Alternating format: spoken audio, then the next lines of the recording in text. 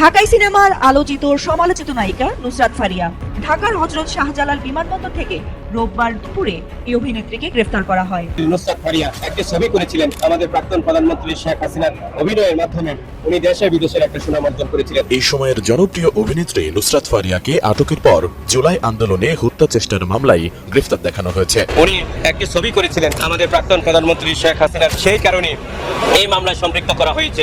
যে ঘটনাটা দেখিয়েছেন প্রসিকিউশন, সেই ঘটনার সময় নুসরাত ফারিয়া দেশেই ছিলেন না। মডেল নুসরাত ফারিয়াকে আমরা জামিন পাবো। বিশিষ্ট অভিনেত্রী নুসরাত ফারিয়াকে গ্রেফতার করে বাড্ডা থানার একটা মামলায় আজকে বিজ্ঞ সিএমএম আদালতে প্রেরণ করা হয়েছে এবং আমরা জামিন চেয়েছি। বিজ্ঞ আদালতে যে ঘটনা দেখানো হয়েছে, যে এখানে হত্যা প্রচেষ্টা এবং হুমকি, আপনারা জানেন যে নুসরাত ফারিয়া যে ঘটনার সময় যে ঘটনাটা দেখিয়েছেন প্রসিকিউশন, সেই ঘটনার সময় নুসরাত ফারিয়া দেশেই ছিলেন না, অর্থাৎ কানাডায় ছিলেন, যদি উনি বিদেশে অবস্থান করেছিলেন এবং শুটিংয়ের জন্য এবং ছবি করার উদ্দেশ্যে। আপনারা জানেন যে যে আসামি দেশেই ছিলেন না, তাকে বাংলাদেশের এই বাড্ডা থানার মামলায় তাকে সম্পৃক্ত করা হয়, যা আইনের শাসনের পরিপন্থী, ন্যায় বিচারের পরিপন্থী এবং মানবাধিকার লঙ্ঘিত হচ্ছে বলে আমরা মনে করি। আমরা বিজ্ঞ আদালতে বলেছি যে নুসরাত ফারিয়া একজন বাংলাদেশের একজন জনপ্রিয় মডেল এবং জনপ্রিয় অভিনেত্রী, এবং যে অভিনেত্রী শুধু খালি বাংলাদেশ নয়, উনি আমাদের পার্শ্ববর্তী রাষ্ট্র ইন্ডিয়াতেও উনি বিভিন্ন অভিনয় করে দেশ বিদেশে উনি সুনাম অর্জন করেছেন। নুসরাত ফারিয়া অত্যন্ত মেধাবী একজন মডেল এবং অভিনেত্রী হিসাবে উনি অভিনয় করে দেশে বিদেশে সুনাম অর্জন করেছেন। এবং আপনারা জানেন যে অভিনেত্রী এবং মডেলদের মন সবসময় তাদের ফ্রেশ থাকে এবং তারা কখনো অন্যায় অপরাধ করতে পারে না। এবং নুসরাত ফারিয়া আপনারা জানেন উনি একটি ছবি করেছিলেন, যেই ছবির আমাদের প্রাক্তন প্রধানমন্ত্রী শেখ হাসিনার অভিনয়ের মাধ্যমে উনি দেশে বিদেশের একটা সুনাম অর্জন করেছিলেন।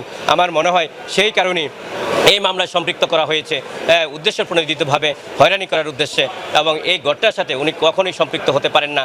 এবং সেই জন্যই বিজ্ঞ আদালত আমাদের বক্তব্য অত্যন্ত মনোযোগ ও ধৈর্য সহকারে বক্তব্যগুলো নিয়েছেন এবং পরবর্তীতে বিজ্ঞ আদালত ওনার ভিসা পাসপোর্ট আমরা ফিরিস্তি আকারে দিয়েছি, বিজ্ঞ আদালত সেটাও আমলে নিয়েছেন। পরবর্তীতে বিজ্ঞ আদালত আয়ুষ সাহেবকে নির্দেশ দিয়েছেন যে ওনার পাসপোর্ট এবং ভিসা পর্যালোচনা করে উনি ঘটনার সময় কোথায় ছিলেন সেগুলি পর্যালোচনা করে একটা প্রতিবেদন দাখিল করার জন্য। প্রতিবেদন দাখিলের সাপেক্ষে আগামী 22-25 তারিখে জামিন শুনানির জন্য বিজ্ঞ আদালত নির্ধারণ করেছেন। আমরা আশা করি আইনের শাসন প্রতিষ্ঠার জন্য, ন্যায় বিচার প্রতিষ্ঠার জন্য বিশিষ্ট অভিনেত্রী এবং মডেল নুসরাত ফারিয়া আমরা আশা করব যে 22 তারিখে আমরা জামিন পাবো।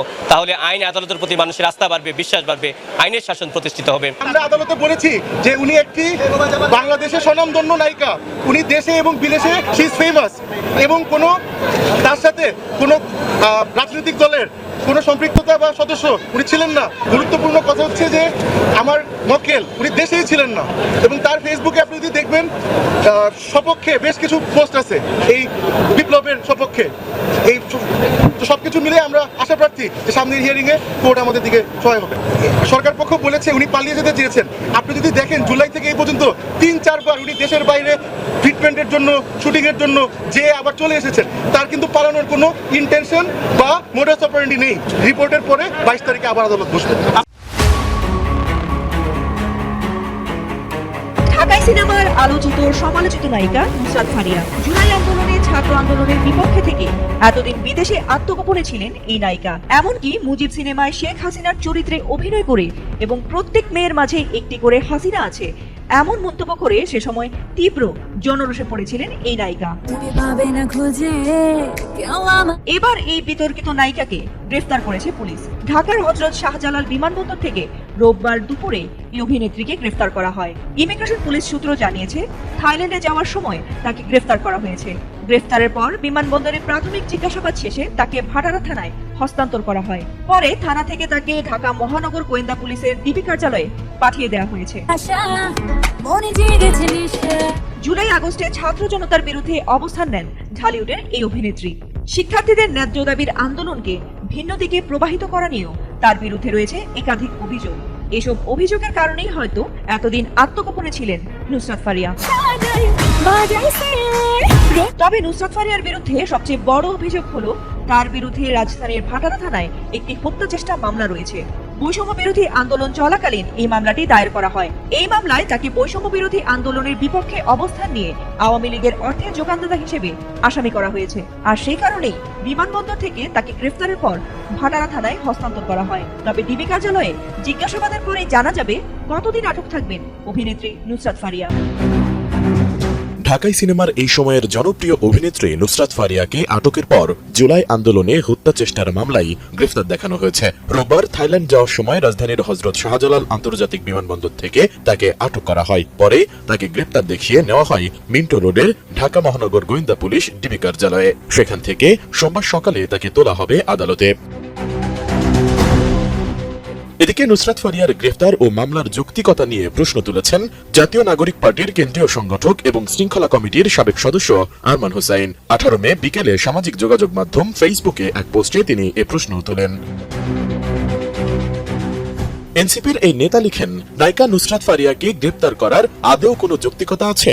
সে কিভাবে হত্যা চেষ্টার সঙ্গে সংশ্লিষ্ট থাকে?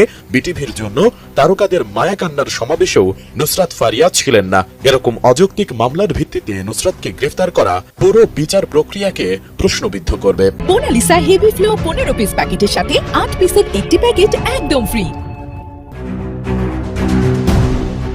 শুধু তাই নয়, ফেসবুকে পোস্ট দিয়ে নুসরাত ফারিয়ার পাশে দাঁড়ালেন ছোট পর্দার অভিনেতা খায়রুল বাশার। পোস্টে তিনি লিখেছেন, নুসরাত ফারিয়া অভিনেত্রী, ওনার কাজ অভিনয় করা। কোন গল্পে যে চরিত্রটা পাবেন সে চরিত্রের যথাযথ প্রকাশ্যে করবেন, এই ওনার কাজ।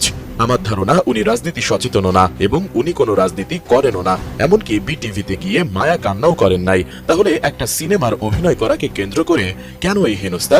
এই সিনেমায় অভিনয়ের জন্য সকলকেই অডিশনের জন্য ডাকা হয়েছিল।